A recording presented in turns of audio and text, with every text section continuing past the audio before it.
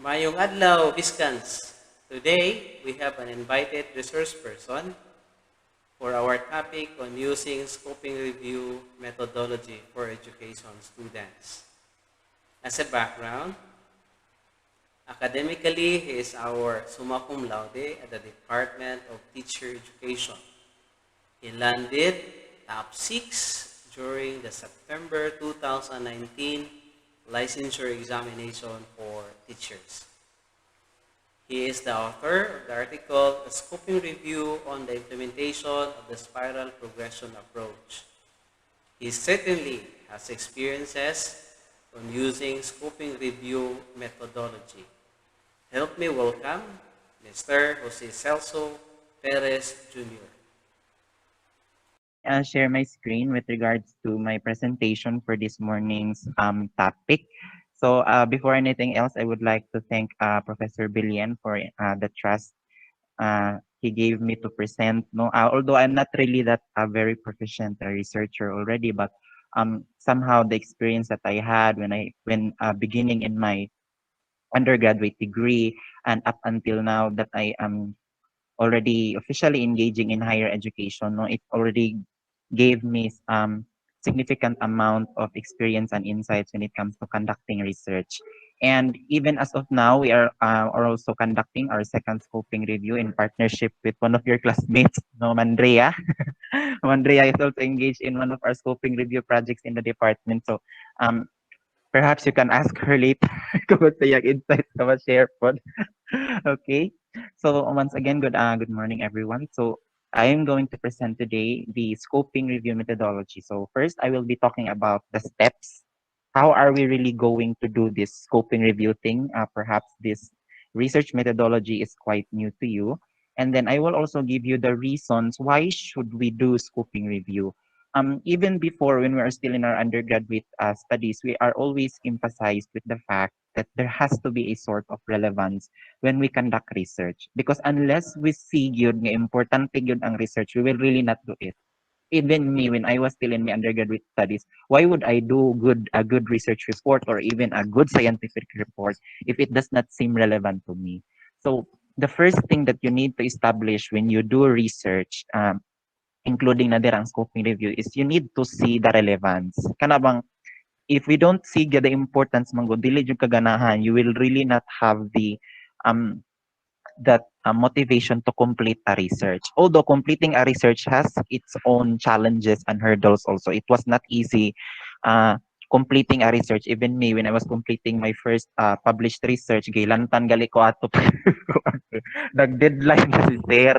But nevertheless, worth it man gihapon because we were able to publish the research man pod last year.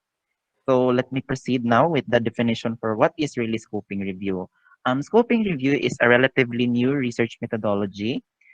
Medyo karon pa ni siyang mga around 2000 year 2005 perhaps na emerge mga ana nga mga years no compared to the other research methodologies that we know. And it involves choosing an area ang first broad step, condensing its existing information, that's another big step, and drawing significant conclusions based on the existing information that we have read about. So these are three major steps that you are going to undertake in making a scoping review. However, ang pinaka-crucial gidiri nga part is how you are going to choose an area of focus. Because first and foremost, if kung mag-scoping review ka, you need to make sure that it's worth it sa ihimong scoping review. Kay say for example, kung mag-scoping review ka o kanang the effect of reading in academic achievement, that is very, very broad already. And I believe there is already an immense amount of literature that is available for that. So perhaps from my perspective, that particular kind of area of focus will not really work for a scoping review, especially that when we speak of reading, it is already a well-researched area.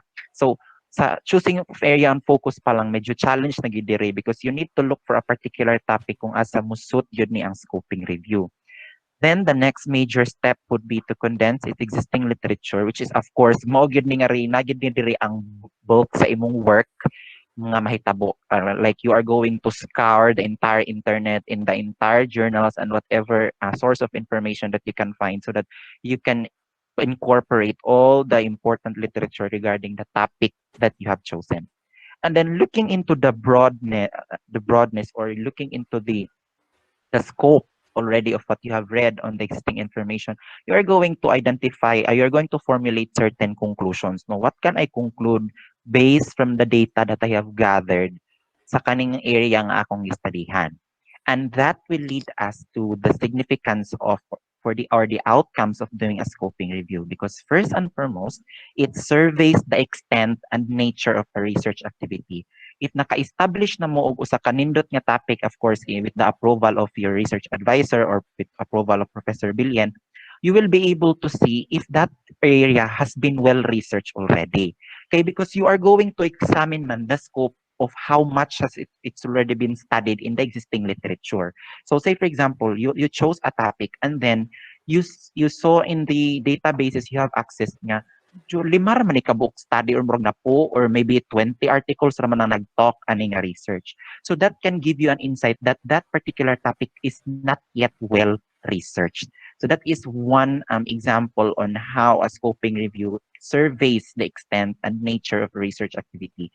Some topics na ay mga more than 100 articles that are available, like our topic that we've chose for our first published research. And then some are more than 50, depende na siya sa topic nga imong gipili. So mo na siya sa first outcome. Then the next would be to identify and clarify key concepts or characteristics. So this is already a given, because you will be looking into the data about the topic that you will be choosing. So of course you will be able to look and to clarify no unsa man gyud ni ang mga information nga nag-surround sa imong topic nga gipili. In addition to that, it will also synthesize and circulate research findings. Now, murabag, you are going to come up with a set of statements that will be summarizing everything for your scoping review. So, mo na siya din ha. And then, it will also allow you to circulate research findings, because of course, usa naman na sa kanang practice karon that when you do research, it's important that you are going to communicate it with others, unless or otherwise dili magamit kaayo ang imong research findings if you will not communicate or report your results with your colleagues. Next would be to identify potential research or knowledge gaps. Now, I would like to go back to my katong example nako sa first nga outcome ganina, katong akong giingon nga kanang 20 articles ra ang imong nakit-an ani for this particular topic. Like you have scoured the entire internet already and you just looked into 20 articles lang. And then you were able to read these articles, the results of these articles, and you were able to see that kani siya nga particular nga area naman ay mga subtopics pa ng imong area. So nakaingon ka, ay kani nga aspect lagi sa kani nga topic kay medyo dili gani siya well researched. So that is already a gap. And so with the identification of these gaps, scoping review can open opportunities for more research areas. So murabag ang scoping review, it serves a gatekeeper towards other researchable areas, because kung maka-identify na ka og gaps, you can share the gaps to your colleagues and you can tell into this. Perhaps we can research about this so that we can understand more of what is in the gap. So mo na siya pod ang sa ika-apat nga outcome sa scoping review. Then, it will also determine whether systematic review is necessary. Systematic review is another research methodology. It is mo siyang maguwang sa scoping review, pero murag ang iyang process mas maybe it's mas stringent siya compared sa scoping review. So ma-determine na siya inig kahuman nimo sa imong scoping review, looking into the quality of your data, you will be able to determine kung kinahanglan ng systematic review or daily. But again, systematic review would be another topic to discuss. No? So we will just focus on the scoping review part here. Okay. Okay, now let's try to begin with how are we really going to do the scoping review, or what are really the main steps that you have to undertake if you are going to do a scoping review. So we have 5 major steps according to ARCSI Anomalies Framework Class 2005. So first is we have identifying the research questions. Well, if you have already chosen a topic and then the topic is already approved, then you have to formulate research questions that will surround your research topic. So these research questions, it could be, if I'm not mistaken, a minimum of 3 to 5 research questions perhaps, and then these research questions will identify the specific domains or the specific ang mga topics with your area nga imong fokusan kung unsang imong ganahan nga kanang tubagon. So mo na sa identifying the research questions. I guess research questions is not that really new to you because in any form of research naman gyud tay mga research questions, no, or mga research objectives. Next is to identify the relevant studies. Now, to answer your research questions, of course, muad to naman kita sa pag-identify sa mga studies nga mutubag sa imong mga research questions. So this will be the time that you are going to scour the entire internet, the databases that are available for the studies that you are going to look for. However, you are not going to use all of the studies that you will be looking into because you need to formulate a criteria. Say, for example, you will be getting more than 100 articles. Synthesizing results from more than 100 articles is not an easy task to do. So the thing is, you need to formulate a criteria kung unsa nga studies lang ang imo i-consider sa imo scoping review o kung unsa nga mga studies ang imo i-exclude.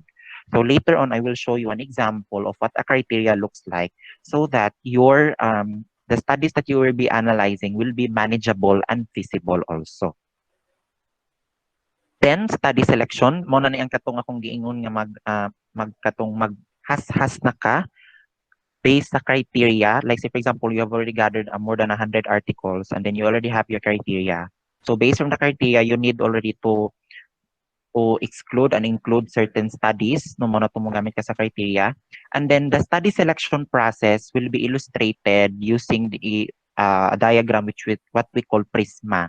So later on, I will be also showing what is a prisma diagram. Basta ang prisma diagram, it will also show kung giunsa siya paghashas based sa criteria nga imong gi-establish.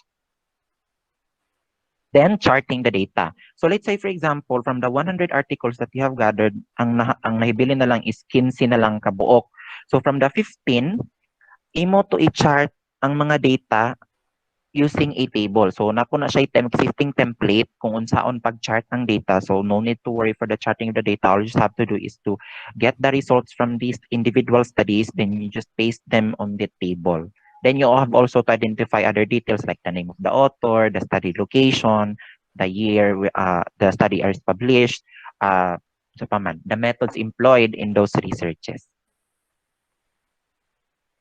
Then the last would be collating, summarizing, and reporting of results. So nga rin ni manggawas ang mga very important themes or insights about the data that you have gathered. So from the chart ko, so when you chart the data, you will be seeing the results of these studies in a more organized way. So kay organized naman into a table, na organized naman siya. So ang mahitabuan na is you are now going back to your research questions, then using the results of those studies nga nahibilin.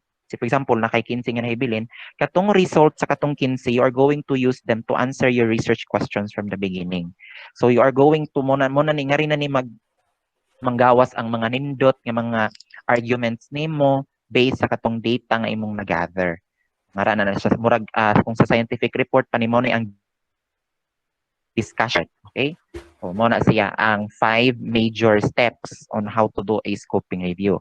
Let's look into the specific steps kung saan yun sila. Okay, so identifying the research questions. So it is a clear, answerable, investigative statement that directs the review process. So just as what I have said, mo ni ang mag-establish sa key domains on how you will be, on what you are going to look into specifically yun sa area nga imong or topic nga imong gi-focusan. So na kay mga research questions.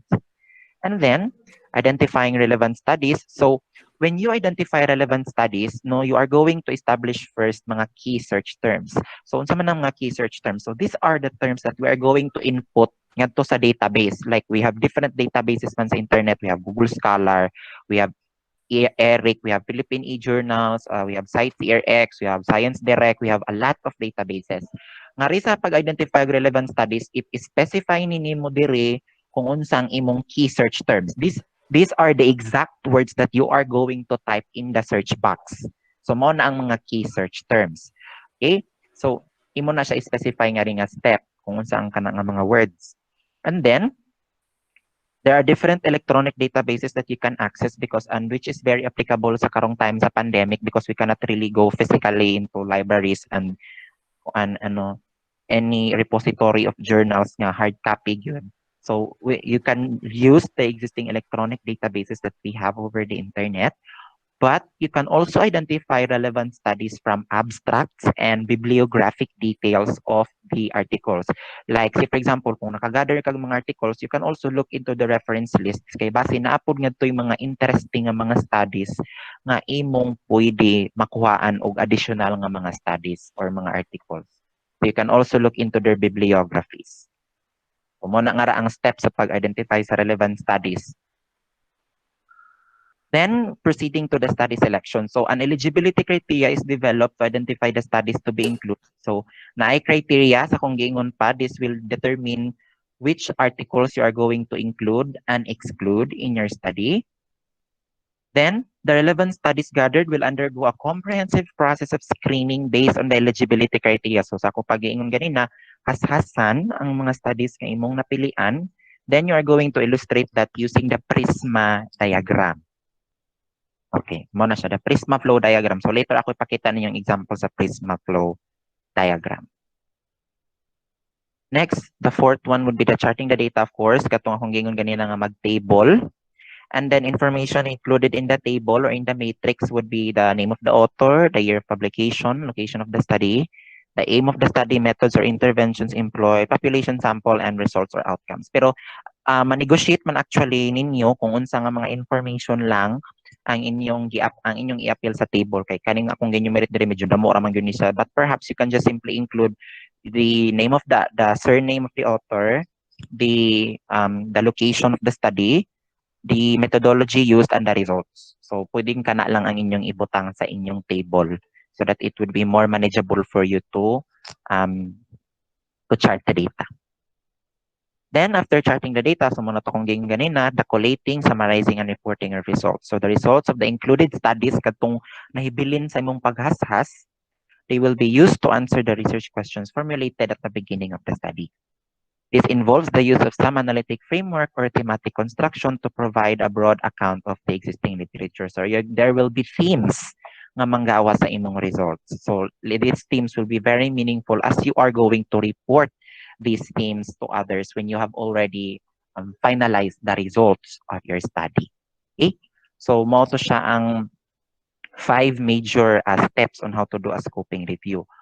But for you to easily, para mas dali ninyo ma-visualize unsaon ninyo pagbuhat ang usa ka scoping review kay basin naglibog pa mo unsaon gid siya. So I'm going to present to you the scoping review that we did, which was published in the Journal of Academic Research last 2020, entitled The Scoping Review on the Implementation of the Spiral Progression Approach. First and foremost, just to share, I chose this particular area of study because it really, the field of curriculum is one of the fields in education nga interested ko kaayo. So one thing ang inyong i-consider po when you choose a topic is your interest. Pwede man usa man na siya sa usa na siya sa pwede nimo i-input as part of your the choosing of your topic ang imong interest. So since ako I'm strongly inclined man go to the field of curriculum, so I opted to choose this the study on spiral progression approach or the spiral curriculum that is currently employed in our DepEd schools, no, in patterning the national curriculum. So what are our research questions in the study that we have made? So first, what are the common teaching strategies and methods used in a curriculum designed using the spiral progression approach? So we wanted to know what are the usual approaches or methods that teachers are using, no, under the spiral progression approach or spiral curriculum. Then what are students and teachers' perception in the implementation of a curriculum organized using the spiral progression approach? So in addition to the teaching strategies, no, we also want to know if what are the perceptions, unsa may mga insights sa mga students o sa teachers with regards sa spiral. Because perception is a very important factor in how implementation is going on. Then what are the educational outcomes and impacts seen that it's not seen but seen as seen among students in implementing a spiral curriculum. So many theoretically speaking, spiral curriculum can produce positive outcomes, but we wanted to know good in the realistic setting if those positive outcomes are really attained. So we had this third research question also. Then what are the suggestions or recommendations to improve the implementation of a curriculum organized using the spiral progression approach?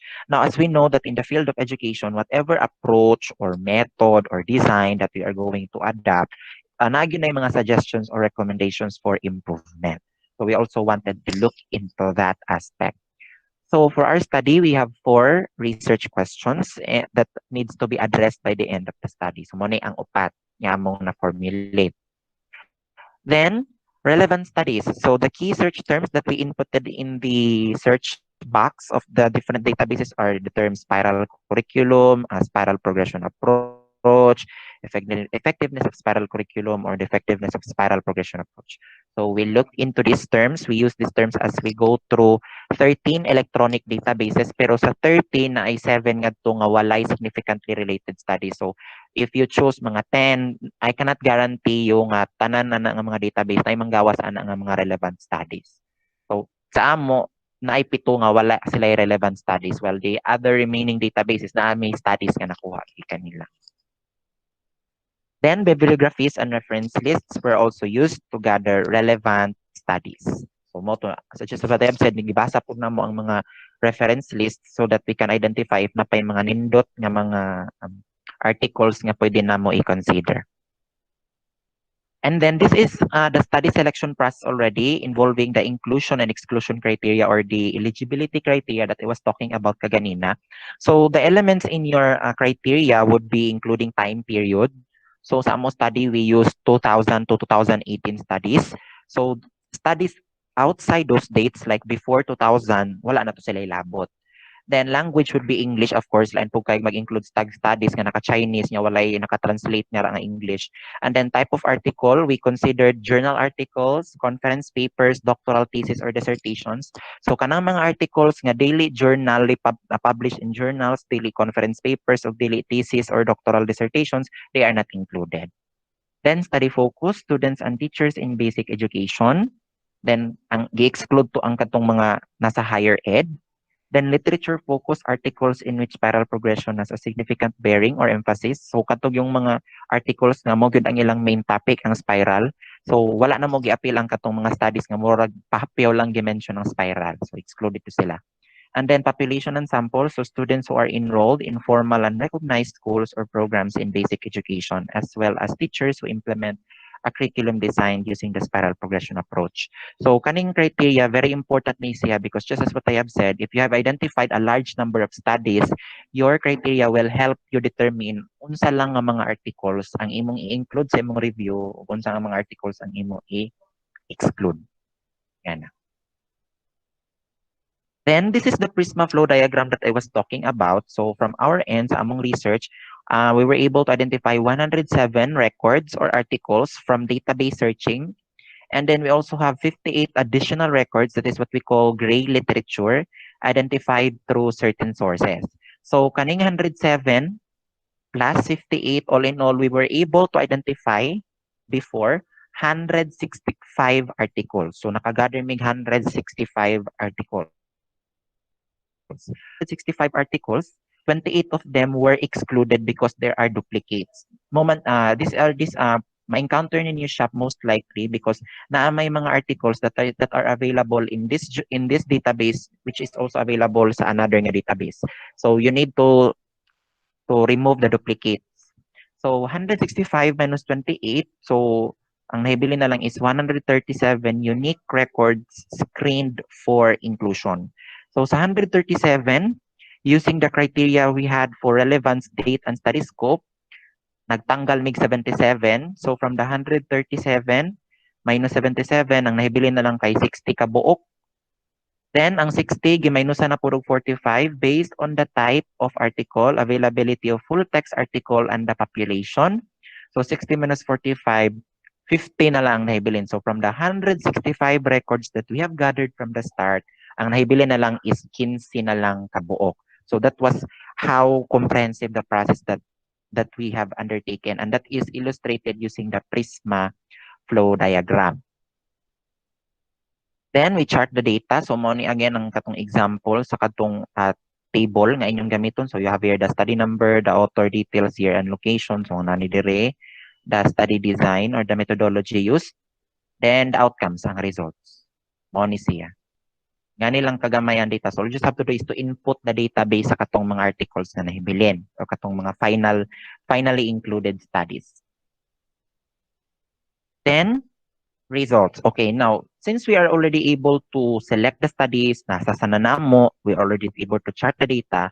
Now, we are able to answer already our research question. So for the first research question on the common teaching strategies and methods, we found out that discovery approach or inquiry learning, collaborative or cooperative learning, and experiential learning are the teaching strategies employed. So sa mga studies nga among nabasa, nga naa ni siya nga ma-answer ni siya nga research question mo ni among nahibaw-an.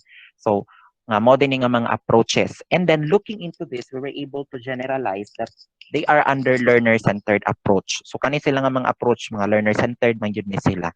So for the first research question, we were able to conclude nga learner-centered approaches or methods are used in a curriculum organized using the spiral progression approach.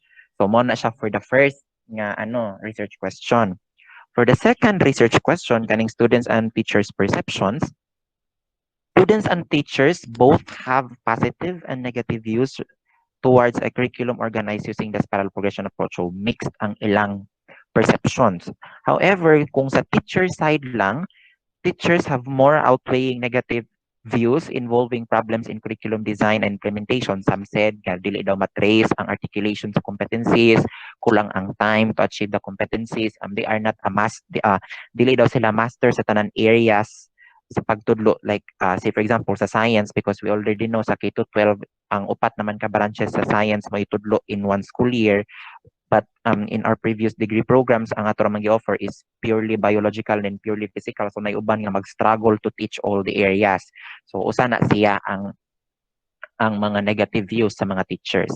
So we found out nga mao din ni siya ang case for the teachers. Ang sa students na sila both positive and negative views, pero ang sa teachers mas damo gyud sila og mga yango-ngo with regards sa spiral progression approach. Then, for the educational outcomes and impacts, medyo mo ni ang highlights ang gusto na kong i-emphasize sa among research. So, literature shows that a spiral curriculum can produce positive learner outcomes. Well, in fairness, makaproduce gyud di ay og good learning outcomes ang spiral curriculum, pero naay mga exceptions. Because problems in curriculum design and delivery can affect learner outcomes. Like, say, for example, if as we all know, like secondary teachers, under a spiral curriculum, what a student learns during the grade 7 years, magamit na siya in the grade 8 years. Then ang ma-learn sa grade 8 years, magamit na siya in a grade 9, then in a grade 10. So the thing is, if dili ma-establish ang mastery sa grade 7, so mabakikang ang knowledge sa bata inig-abot sa grade 8. So dili na strong ang foundation for grade 8, maglisod ang bata sa grade 8, samot maglisod na siya sa grade 9, then mag-grade 10. So more ripple effect siya. So that is one problem in the spiral curriculum nga dili siya makaproduce og good outcomes no during the delivery na siya. And then in the curriculum design pod, like say for example wala na tarong pagkahimo ang kanang usa ka curriculum, so of course dili positive ang learning outcomes. And by the way, before I proceed ay kani nga mga studies nga na-include diri sa amo ang sa among scoping review, this is not just exclusive sa Philippines nga setting, but we were also able to gather studies from Turkey, Austria, and murag 8 man to ka countries, pero usa na ato ang Philippines. So this is the results that we are talking here about is not just applicable sa Philippine setting, pero ngadto po ni siya sa applicable po ni siya ngadto sa other countries nga setting nga na spiral. Then recommendations and suggestions. So suggestion center on enhancing the teacher's knowledge in curriculum and pedagogy. And students' mastery must be ensured through improved classroom practices in teaching strategies, learning activities, instructional materials, and assessment. So kaning mga recommendations and suggestions, they focus on unsaon nato pag-strengthen ang pag-implement sa spiral so that we can attain its desired outcomes gyud. So mo na nga sa recommendations and suggestions. Anha. So following the results, of course, we will be coming now to our conclusions. So a spiral curriculum is usually implemented through learner-centered pedagogies. Students and teachers hold both positive and negative perceptions towards a curriculum in spiral progression, pero mo lagi to mas damog negative views ang sa teachers. Then a spiral curriculum generally can produce positive learning outcomes, although exceptions can be noted. And teachers' curriculum and pedagogical knowledge must be improved and students' mastery needs to be ensured. So as you can see, these four statements in our conclusion directly answer our four research questions. And so we are able to accomplish already what we have intended from the beginning of the study. Okay, so mora to siya. Thank you very